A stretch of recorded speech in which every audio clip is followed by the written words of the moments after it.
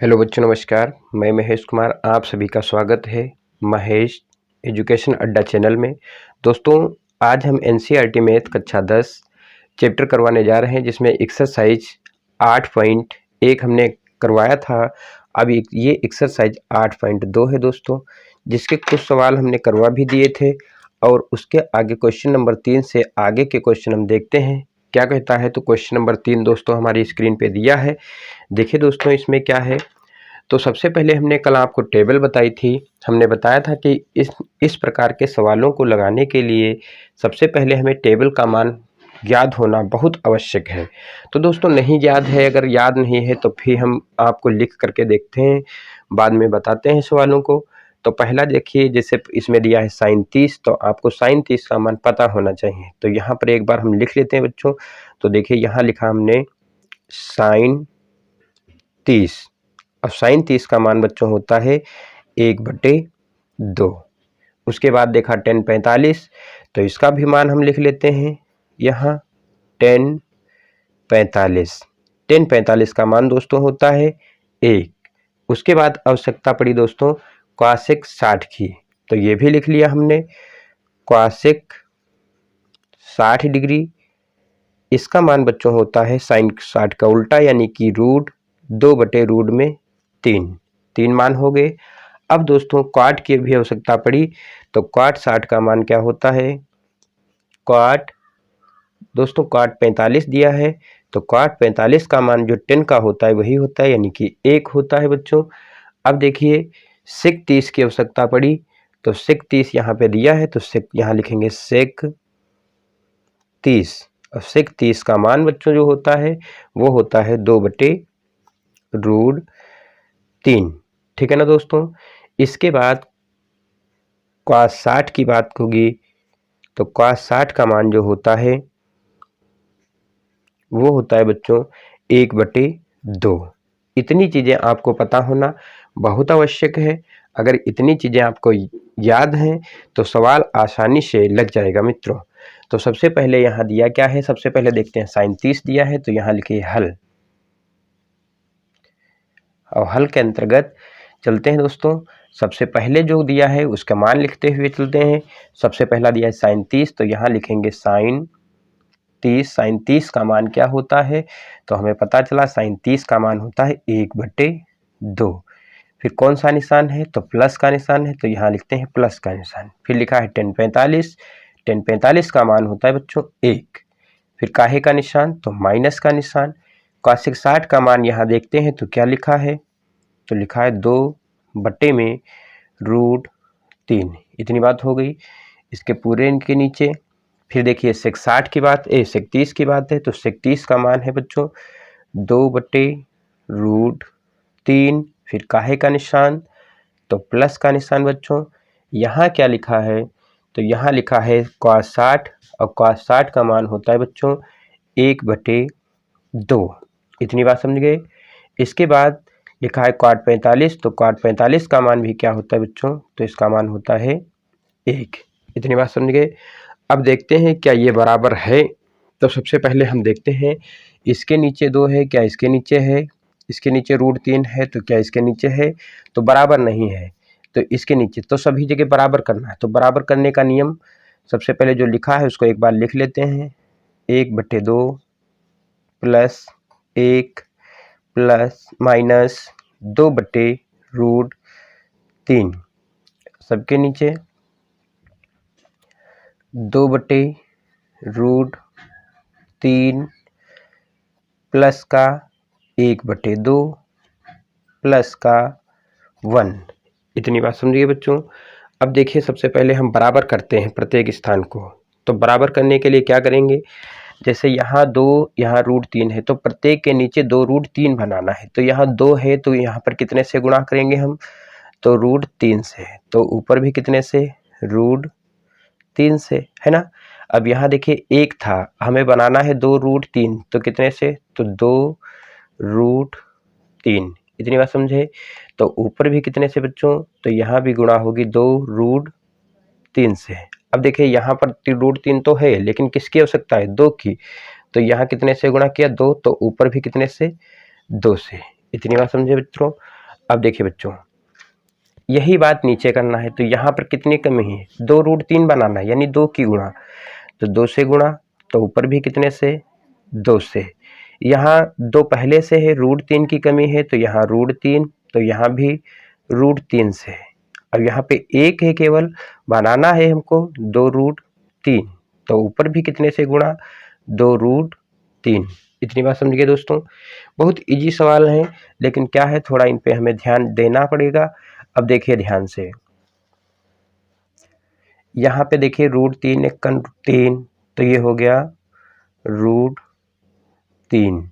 फिर बच्चों प्लस का निशान, यहाँ 2√3, फिर माइनस का 2 दूनी 4, फिर पूरे के नीचे बच्चों जो लिखा है 2√3 2√3, तो जब दो कई बार हो तो कितनी बार, एक बार।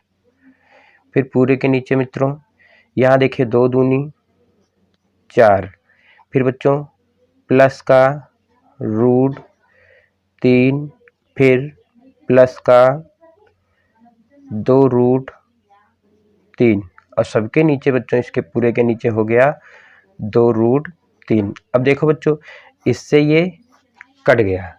अब जो कट गया तो देखिए ऊपर से फिर से एक बार,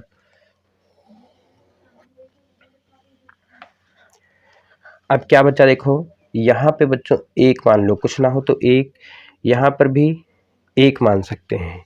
तो सबसे पहले देखिए यहाँ पे 2√3 और यहाँ पर 1√3, 2√3 यहाँ 1√3, 2 1 कितना हो गया, सॉरी 2√3 1√3, 2 1 हो गया 3, 2 1 3, यानी कि आपके पास जो प्राप्त हुआ बच्चों वो 3√3 प्राप्त हुआ।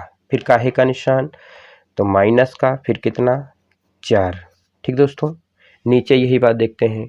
यहाँ पे देखिए 2√3, यहाँ 1√3, 2 अब 1 कितना हो गया 3√3, यानी कि नीचे लिख सकते हैं बच्चों 3√3। ठीक है ना। फिर देखिए प्लस का कितना, तो प्लस का 4। इतनी बात समझे। अब हमने बताया था कोई भी वैल्यू हो वो नीचे रूट में नहीं रह सकती। जब नीचे रूट में नहीं रहेगी तो हम करेंगे कॉन्जुगेट, यानी कि संयुग्मी गुणा या परिमेयीकरण कहते हैं। तो इसका परिमेयीकरण करेंगे तो जैसा वैल्यू दिया है वैसा ही रखेंगे, लेकिन जहाँ माइनस होगा वहाँ क्या होगा, प्लस, जहाँ प्लस होगा वहाँ माइनस। तो यहाँ पे प्लस है तो काहे से करेंगे, माइनस से, यानी 3√3 प्लस की जगह क्या, माइनस का कितना 4, जितना नीचे उतना ही ऊपर, यानी कि ऊपर भी हो गया 3√3 माइनस का 4। इतनी बात समझे बच्चों। अब देखिए ध्यान से, ऊपर जब दो बार वैल्यू एक जैसी हो जाती है तो होल स्क्वायर लिख सकते हैं, यानी इसको लिख सकते हैं बच्चों, ध्यान दें, 3√3 माइनस 4 का होल स्क्वायर। यहाँ पे बच्चों देखो a प्लस बी, इसे a मानिए, इसको b मानिए, इसे a मानिए, b मानिए, a plus b, a minus b. Formula होता है a square minus b square. देखो लिख भी देते हैं, a square minus b square बराबर a प्लस बी और a माइनस बी। इतनी बात समझ में आती होगी बच्चों। इसके बाद अब देखिए नीचे a square minus b square, a की जगह है क्या, तो हमारे पास है 3√3, ये a है। अब इसका क्या करेंगे, स्क्वायर, काहे का निशान, तो माइनस का निशान, b की जगह बच्चों है 4, और 4 का क्या करेंगे, स्क्वायर करेंगे। अब ऊपर वाले का एक्सप्लेन करेंगे, a माइनस बी का होल स्क्वायर। तो फार्मूला क्या होता है बच्चों, इसे a मानेंगे, इसको b मानेंगे। हमारे पास फार्मूला बच्चों जो दिया है, a माइनस बी का होल स्क्वायर बराबर a square plus b square minus का 2ab, यही तो है फार्मूला। तो जब इसमें रखेंगे तो इसको a मानेंगे, इसको b, तो फार्मूला a स्क्वायर यानी कि बच्चों 3√3 का square, a square plus b square यानी कि प्लस का 4 का स्क्वायर माइनस 2 गुणे a का मान कितना, तो 3√3 3 गुणे b का मान कितना 4। ये हो गया बच्चों। सबके नीचे देखिए ध्यान से, इसका स्क्वायर किया तो इसका बच्चों देखो ध्यान से क्या है, 3√3। स्क्वायर का मतलब 2 बार लिखना है। तो देखो 3 तिया 9, 2 बार रूट में हो तो 1 बार लिया जाता है यानी 3 लिया जाता है। 9 तिया 27 यानी कितना लिख लें हम 27 माइनस 4 का स्क्वायर करेंगे 16। इतनी बात समझ गए दोस्तों। अब देखो इसका जब एक्सप्लेन किया हमने तो इसको अभी हमने बताया कितना आ जाएगा, 9 तिया 27 अभी निकाल करके दिखाएं तो इसका आ गया 27, फिर बच्चों प्लस का 16 माइनस 4 दूनी 8, 4 2 चक्कू 8 त्रिक 24 यानी 24√3।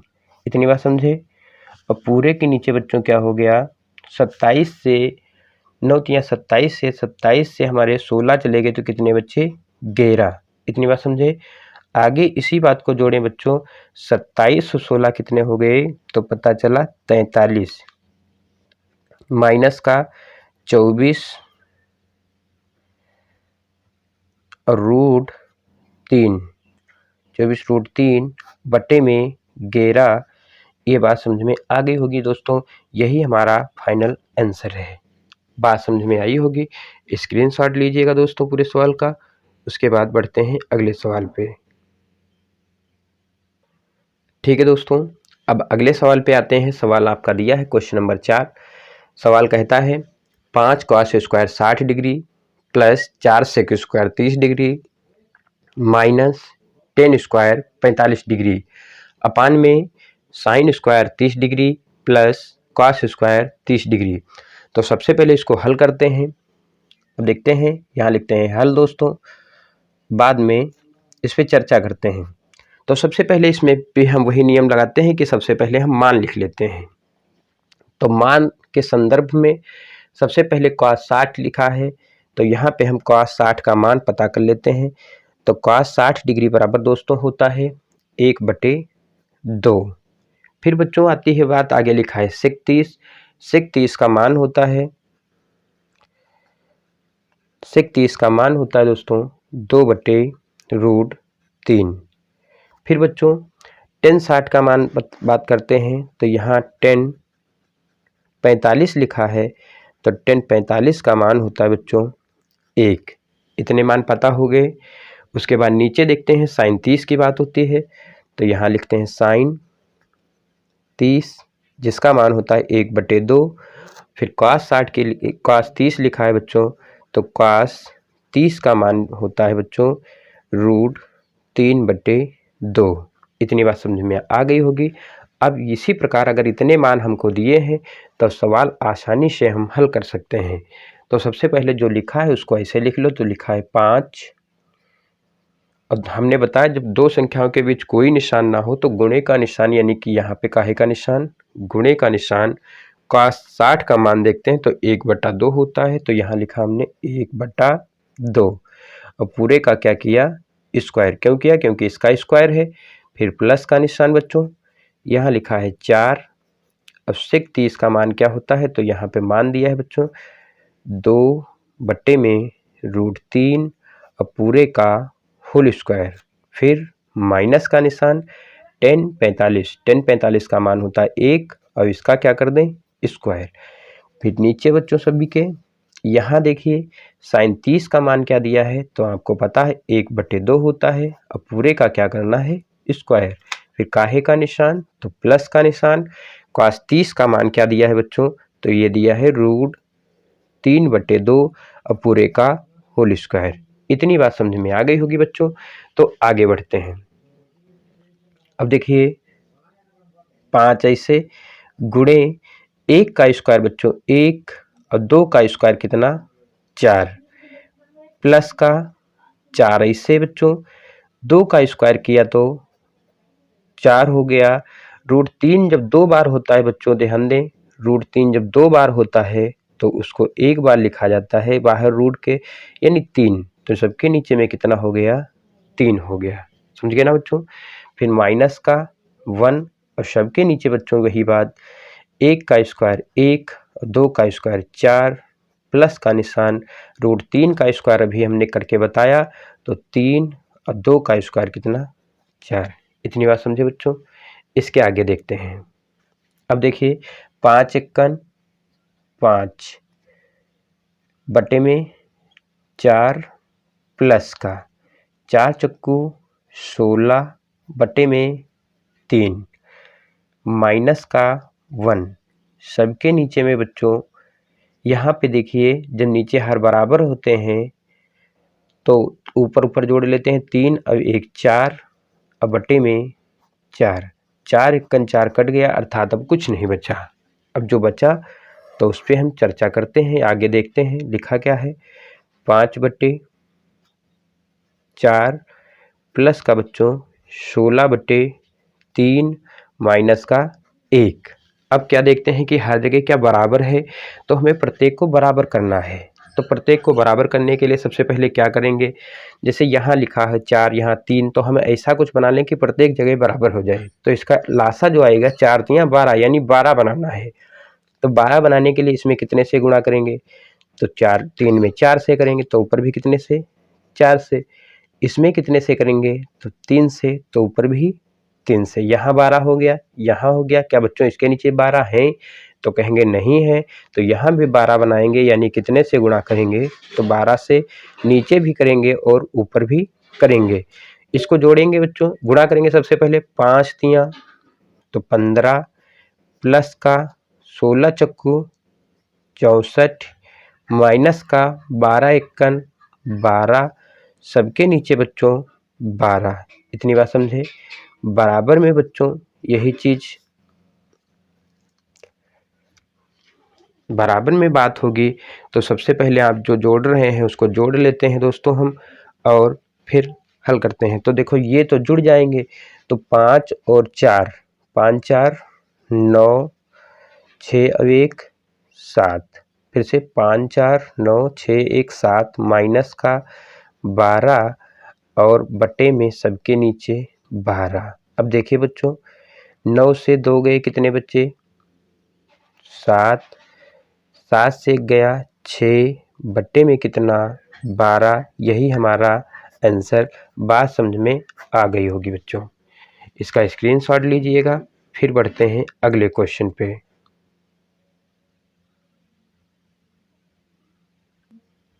देखिए दोस्तों इसके आगे के सवाल, क्वेश्चन नंबर 2 क्या कहता है कि विकल्प दिए हैं और विकल्प में से कोई एक आंसर सही है जिसका हमें चयन करना है।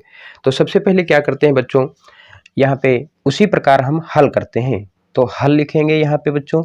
अब देखिए यहाँ पे क्या है, यहाँ पे ऊपर सवाल दिया है बच्चों 2 10 30 डिग्री अपान में 1 + 10 स्क्वायर 30 डिग्री। तो जो दिया है उसी अनुसार हम हल करते हैं सबसे पहले।